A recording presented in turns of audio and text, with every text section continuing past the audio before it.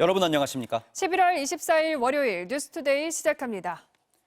남아공에서 열린 G20 정상회의 일정이 마무리됐습니다. 우리나라는 2028년도 G20 정상회의를 개최하게 됐는데요. 이번 회의는 미국이 내년도 의장국임에도 불참했지만 오히려 세계 각국과의 연대를 단단히 하는 기회였다는 평가가 나옵니다.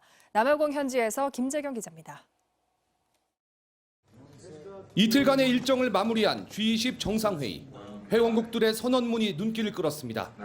균등한 분배 등을 보장하는 포용적 경제 성장, 국제 분쟁의 평화적 해결은 물론 미국이 반대하는 기후변화 대응과 청정 에너지 전환 등의 의제도 담긴 겁니다.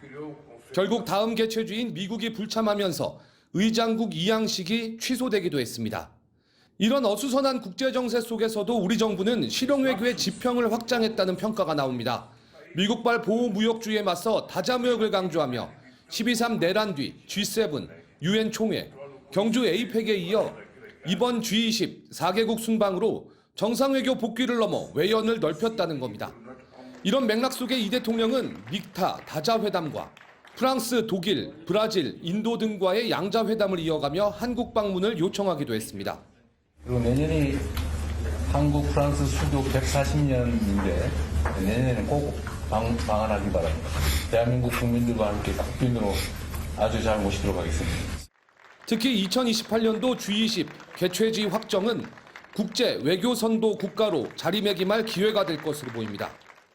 대한민국은 위기의 순간마다 국제사회의 나침반이 되어준 G20를 함께 설계한 나라로서 G20 정상회의 출범 20년인 2028년 다시 의장직을 맡아 여정을 함께 이어가려 합니다.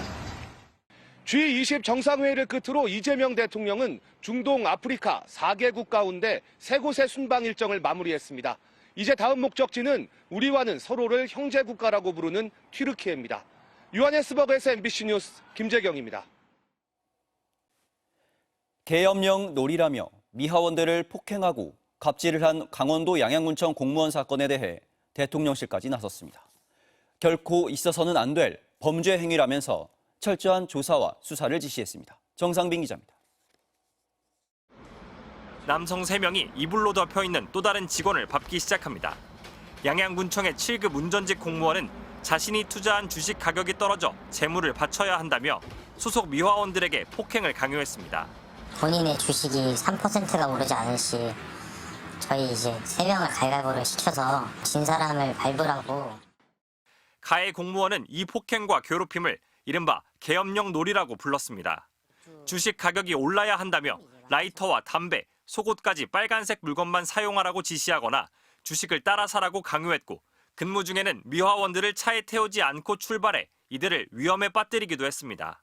MBC 보도 이후 파장이 커지자 대통령실까지 나서 입장문을 내고 결코 있어서는 안 될 범죄 행위라면서 해당 공무원에 대한 엄정한 조치를 지시했습니다. 강훈식 비서실장은 대통령실 내부 회의에서 관계 부처가 협의해 폭행과 협박, 강요 등에 대한 감사와 수사에 신속히 착수하라고 주문했습니다. 또 해외 순방 중인 이재명 대통령도 국내에 있었다면 엄중한 조치를 지시했을 것이라며 철저한 조사를 거듭 당부한 것으로 전해졌습니다.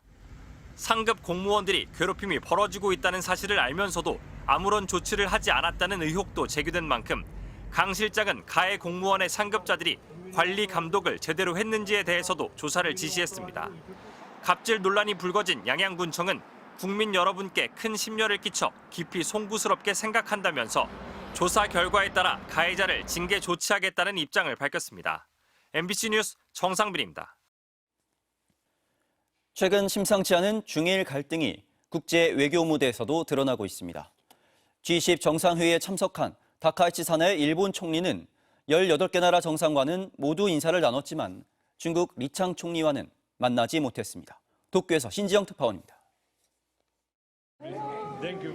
밝은 표정으로 각국의 정상들과 악수를 나누는 다카이치 사나의 일본 총리. 이탈리아의 조르지아 멜로니 총리와는 양팔을 벌려 포옹하는 장면도 포착됐습니다. 하지만 중국의 리창 총리와는 달랐습니다. 포토세션에서 두 사람은 세 나라 정상을 사이에 두고 불과 수미터 떨어진 곳에 자리하기도 했지만 어떠한 접촉도 없었습니다. 이재명 대통령과 반갑게 악수하는 모습과는 사뭇 대조적이었습니다. 결국 이틀간의 일정 동안 두 정상 간 만남은 성사되지 못했습니다. 今回の G20 サミットでは、李強総理と会話する機会はございませんでした。 다카이치 총리는 중국과 전략적 호혜 관계를 포괄적으로 추진하고 건설적이고 안정적인 관계를 구축해 나간다는 방침은 일관되게 유지하고 있다며 대화의 문은 열려 있다고 강조했습니다. 我が国としては中国とのさまざまな対話についてオープンでございます。扉を閉ざすようなことはいたしておりません。 하지만 중국은 문제를 국제 외교 무대로 확산시키는 모양새입니다.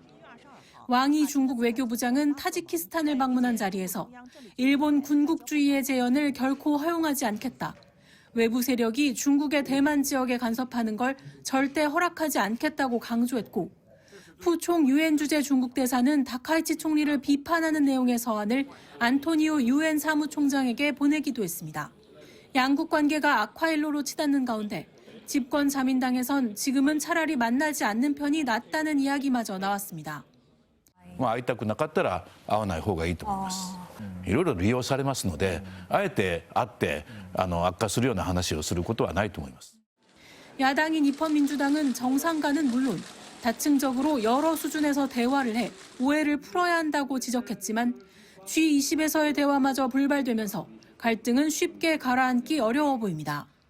도쿄에서 MBC 뉴스 신지영입니다. 트럼프 대통령이 제안한 우크라이나전 평화한 논의를 위해 미국과 우크라이나, 유럽 대표단이 한자리에 모였습니다. 트럼프 대통령의 평화안은 러시아에 일방적으로 유리한 내용이란 평가가 많았는데요. 미국과 우크라이나 양측은 회담 진행 상황에 대해 긍정적 평가를 내놨습니다. 베를린 이덕영 특파원의 보도입니다. 미국과 우크라이나, 유럽 대표단이 스위스 제네바에서 만났습니다. 트럼프 미국 대통령이 제안한 28개 항목의 평화안에 대해 논의하기 위해서입니다. 트럼프 대통령의 평화안은 우크라이나 동부 돈바스 지역 전체를 러시아에 양도하고 우크라이나군 규모를 60만 명 수준으로 줄이며 러시아어를 공식 언어로 인정하는 등의 내용이 담긴 걸로 알려졌습니다. 러시아의 요구를 대폭 반영해 러시아에 일방적으로 유리한 내용이란 평가를 받았습니다. 젤렌스키 우크라이나 대통령은 미국과의 회담을 앞두고 국가의 존엄과 핵심 동맹 중 어떤 것을 잃을지 선택해야 할 수 있다며 고민을 드러내기도 했습니다. 다만 회담이 한창 진행 중인 가운데 양측의 반응은 일단 긍정적입니다. 마코 루비오 미 국무장관은 지금까지의 과정에서 가장 생산적이고 의미 있는 회의를 가졌다며 큰 진전을 이루었다고 말했습니다. I think the takeaway from it is I think this was a very, very meaningful, I would say probably best meeting and day we've had so far in this entire process going. 안드리 예르마크 우크라이나 대통령 비서실장 역시 매우 생산적인 논의를 하고 있다며 정의롭고 지속적인 평화를 향해 나아가고 있다고 밝혔습니다. 회담장의 긍정적인 분위기와 달리 트럼프 대통령은 우크라이나에 대한 압박을 이어가고 있습니다. 트럼프 대통령은 현지 시간 23일 자신의 SNS에 글을 올려 우크라이나의 리더십을 거론하며 미국의 노력에 고마움을 전혀 표현하지 않는다고 비판했습니다. 트럼프 대통령이 우크라이나의 평화안을 수용하라고 제시한 시한은 오는 27일입니다. 베를린에서 MBC 뉴스 이덕영입니다.